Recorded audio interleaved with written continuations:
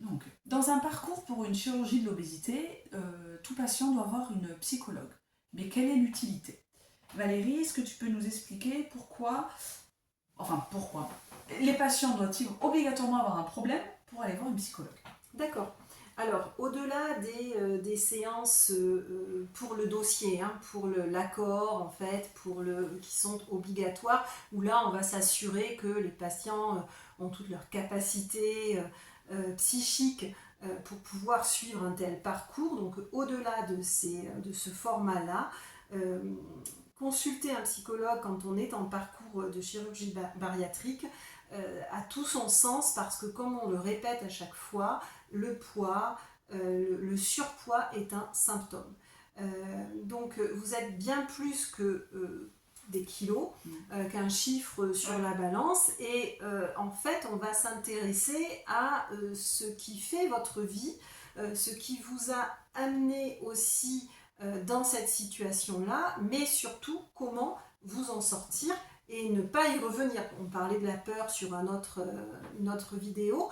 C'est comment justement gérer cette peur-là, et ça se fait avec le psy pour désamorcer les habitudes du passé, pour faire à la fois de la gestion aussi émotionnelle, puisque je ne sais pas si on en parlera, mais il y a les fameuses angoisses, les fameuses le soir, les grignotages, tout ça c'est à base de régulation émotionnelle en fait. Donc, et le psy est là pour apprendre à gérer ses émotions.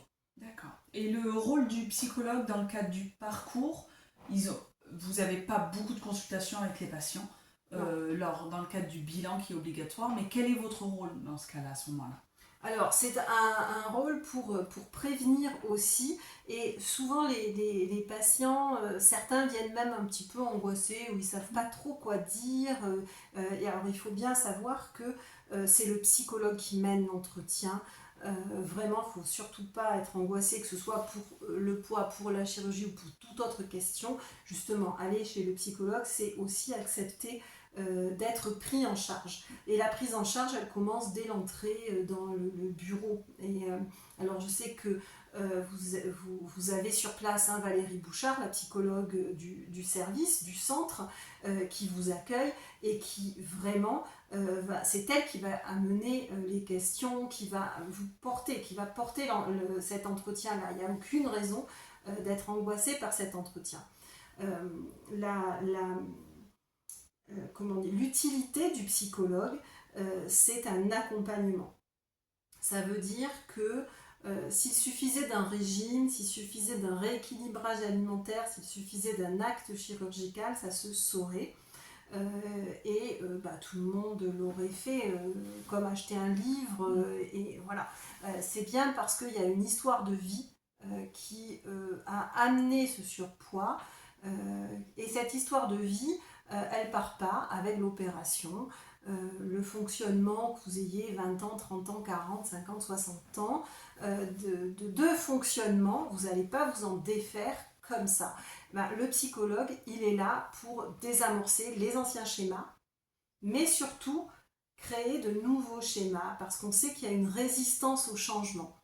Alors ça, on n'en parle pas souvent, c'est pas inscrit souvent dans les magazines, mais le psychisme va résister. Au bout de quelques changements, vous allez être content du changement, et puis le changement est un danger en fait pour notre cerveau. Dans l'échelle de l'évolution, le changement signifie danger.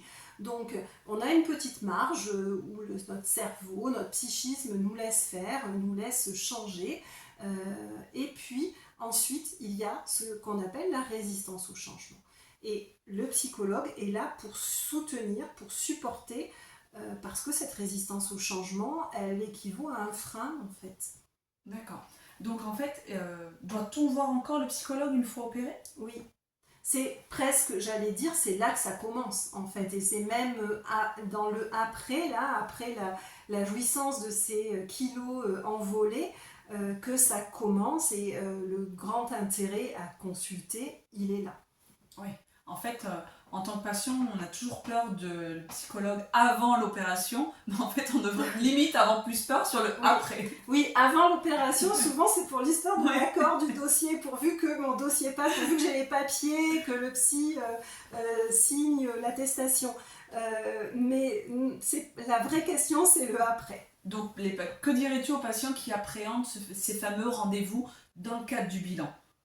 Dans le cadre du bilan, je dirais n'appréhendez pas, au contraire, c'est l'occasion de faire connaissance, de savoir qui vous allez rencontrer après, justement, et comment, ça va être facile, parce que honnêtement, un rendez-vous avec le psychologue, ou alors ça passe pas avec le psy, ça arrive aussi, on Bien est sûr. tous des personnalités, et à ce moment-là, il faut changer, mais pour savoir si ça passe ou pas, il faut essayer, il faut y aller, et régulièrement ça passe, bien sûr que ça passe bien, et du coup ces séances-là servent à se rassurer, doivent servir à se rassurer pour l'après. Ouais, parce que souvent, le patient, sa peur, c'est de se dire ah, je veux pas que la psychologue ne valide pas mon courrier et qu'elle me mette un refus pour l'opération. Mais en fait, c'est quand même des cas très rares. C'est très très rare, on n'est pas là pour ça, et c'est très très rare, c'est vraiment... Oui, voilà. Là, c'est vraiment faire connaissance. Et le premier voilà, barrage, de attendre. toute façon, honnêtement, les chirurgiens ne nous envoient même pas les patients si ils sentent ou s'ils Oui. ont eux-mêmes voilà, perçu quelque chose. Donc, à partir du moment où on vous envoie chez le psy, c'est qu'il n'y a pas de souci. Hein. Oui, finalement, oui. C'est une première barrage, sélection qui est passée, et après, c'est un soutien, le psy, c'est pas... D'accord. Donc, le message à transmettre aux patients, n'ayez pas peur de voir la psychologue dans le cadre du bilan. N'ayez surtout Et même pas peur, après. c'est quelque chose qui est pour vous et qui est à votre avantage.